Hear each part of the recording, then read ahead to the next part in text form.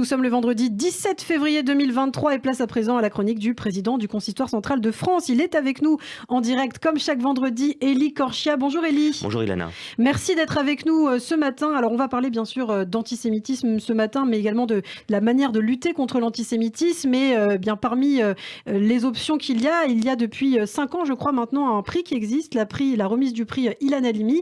Et justement, vous y avez, je crois, assisté. En tout cas, vous avez suivi ce qui s'était passé cette semaine. C'était lundi.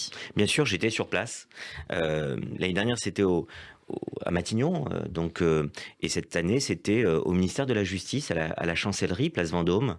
Et nous avons été accueillis par le ministre de la Justice, le garde des Sceaux, Éric Dupond-Moretti, pour vraiment un très très beau moment républicain qui donne à espérer, qui donne à croire dans notre pays, Ilana, parce que vous avez rappelé que nous étions effectivement le 13 février, c'était le triste anniversaire de la mort d'Ilan Halimi, qui a été séquestré, torturé, mort de la haine antisémite par ce gang des barbares qu'il avait enlevé pour un motif crapuleux et avec une caractéristique aggravante évidemment liée à l'antisémitisme. Et 17 ans après, jour pour jour, nous nous sommes donc retrouvés pour cette 5e édition du prix Ilan Halimi, qui a été créé par la DILCRA, qui est en tout cas géré par la DILCRA, donc la délégation interministérielle à la lutte contre le racisme, l'antisémitisme, les discriminations et la haine anti-LGBT.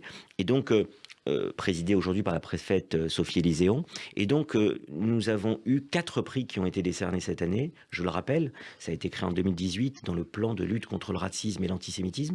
Et vous avez eu 4 prix qui ont été donnés à des jeunes. Le prix revient nécessairement à des jeunes de moins de 25 ans qui ont travaillé un projet pédagogique de lutte contre le racisme et l'antisémitisme, et évidemment autour de la mémoire d'Ilan Halimi, qui avait 23 ans quand il a été tué. Et donc, vous avez 4 groupes de jeunes qui ont été récompensés. Je vais en donner 2-3 exemples rapidement. D'abord, une classe d'enfants de CM2 qui était touchant. Ces enfants sont venus de cette classe de CM2, c'est l'école Joliot-Curie à Bagneux, et ça a la spécificité, cette école, d'être située dans le quartier dit de la Pierre Plate, qui est le quartier où Ilan a été retrouvé. Il a été séquestré, puisque vous savez qu'ensuite on l'a retrouvé dans un autre endroit, mais c'est là où il a été séquestré pendant ces 24 jours. Et donc, ces enfants de cette école ont créé ce qu'ils ont appelé, donc c'est le nom du projet, le Petit Musée pour la Paix. Et donc, à travers des affiches, des collages, une grande table avec beaucoup donc, c'est plein de projets.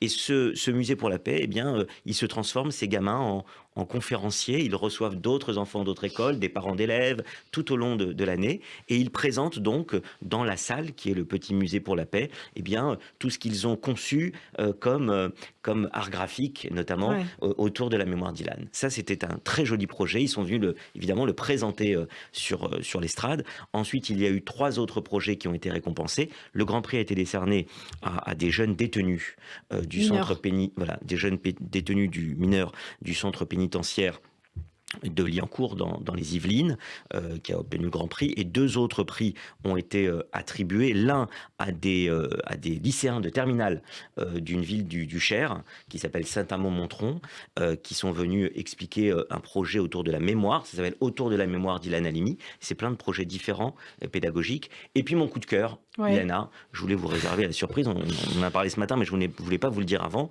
Mon coup de cœur, c'était le prix du jury qui a été décerné au centre social Simone Veil, qui est situé donc dans l'Essonne. Et ce qui m'a beaucoup plu, c'est que c'est un projet autour du rap, donc avec un concept, les xénophobes anonymes, sur le format des anonymes, des alcooliques anonymes. Et vous avez ces jeunes qui, autour de 2 morceaux de rap qu'ils ont conçus eux-mêmes et ils ont fait un clip vidéo qu'ils ont eux-mêmes réalisé d'une qualité vraiment professionnelle.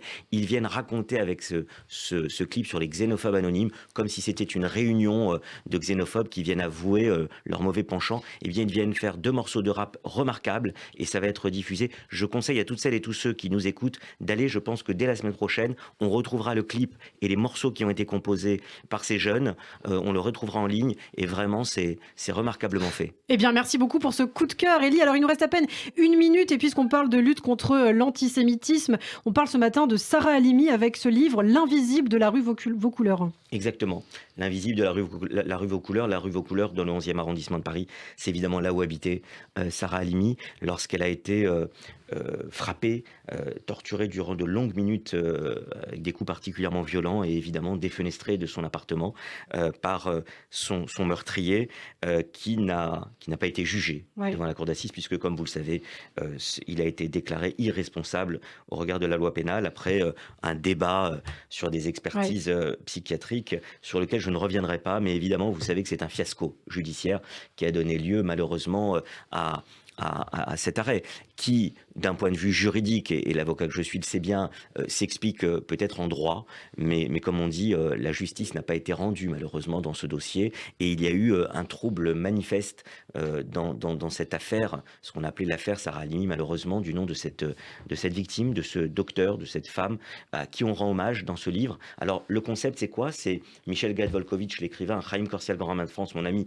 et Guy Bensoussan, le président de la communauté juive de Lille, qui, sous l'égide du consistoire central, et avec un homme, David Reinhardt, l'éditeur, qui s'est lancé dans ce projet, ont voulu rendre hommage à travers 250 textes qui viennent d'intellectuels, de responsables de la communauté juive, d'écrivains, d'artistes, et bien avec aussi 2 personnalités qui sont l'ancien président de la République François Hollande, puisque c'était la fin du mandat de François Hollande, et le pape François, viennent écrire un texte à la mémoire de Sarah Halimi pour comprendre cette affaire et lui rendre hommage à travers ce livre mémoriel. Eh bien, un livre à lire, L'invisible de la rue Vaucouleurs. Merci beaucoup Élie Korchia et à la semaine prochaine sur Radio J.